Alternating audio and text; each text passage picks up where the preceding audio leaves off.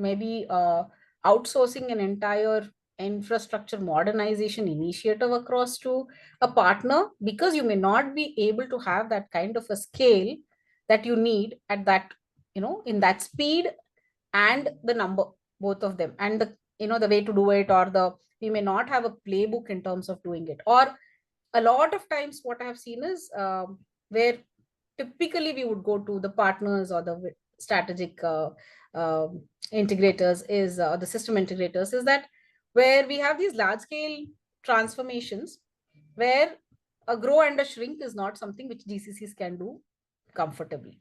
So the biggest investment or the biggest support that they take from is, generally it would go out to, is such activities where you have these reliable partners who have been doing it over and over again. They have a very well defined playbook. They know exactly how to do it, what can go wrong, what has to be done if something goes wrong, and plus they can grow and shrink as you need. I don't think as a GCC, any of the GCCs work on a bench model where you have so many resources sitting on a bench that when there is work we would do so much. It would be a very limited pool.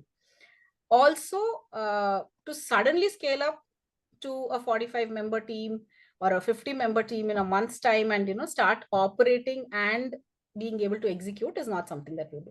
So that continues to be a large part of most of the transformations, which previously were completely handed over to system integrators and they were getting done from them, where a part of it would be from the GCC, a part of it from the headquarters.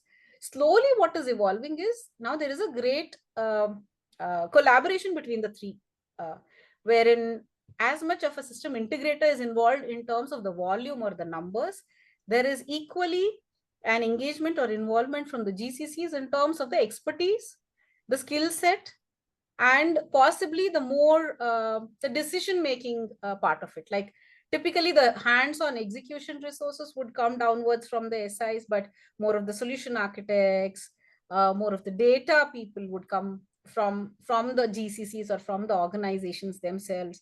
More of the program leads who would be having an understanding of the business and the technology fitment into that business, and all of that would come in from here. So I think it's slowly evolving to the extent that there is a lot more decision making, there is a lot more driving happening from the GCCs, along with the partnership and collaboration. That is one thing that I've seen in our journey with the SIs or the partners that we have seen. Just merely looking at resources to becoming partners for executing it completely end to end, to being partners along with having a good share of the GCCs themselves as well. That is one thing.